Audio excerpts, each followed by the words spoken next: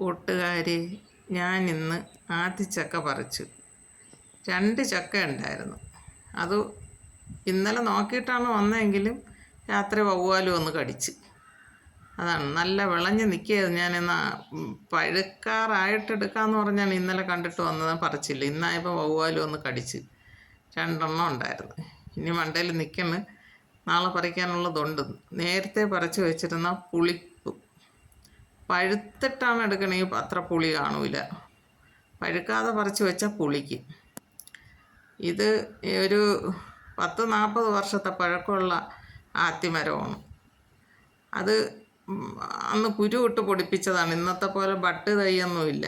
അത് അങ്ങനെ കുരുവിട്ട് മുളപ്പിച്ച ആത്തിമരമാണ്. ഇതിപ്പം ക്യാൻസറിൻ്റെ മരുന്നാണെന്ന് പറയണം. അതെന്തായാലും വർഷത്തിൽ 1-2 പ്രാവശ്യമൊക്കെ ഇതിൽ കാണും.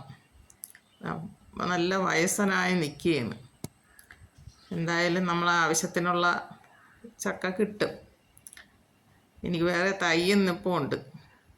ഇതുപോലെയൊക്കെ ഇത് കുരുവിട്ട് മുളപ്പിച്ചാൽ മതി, പൊടിച്ച് വരും. ആവശ്യത്തിനുള്ള ചക്ക കിട്ടും. എല്ലാവരും ഇത് നട്ട് നോക്കണം.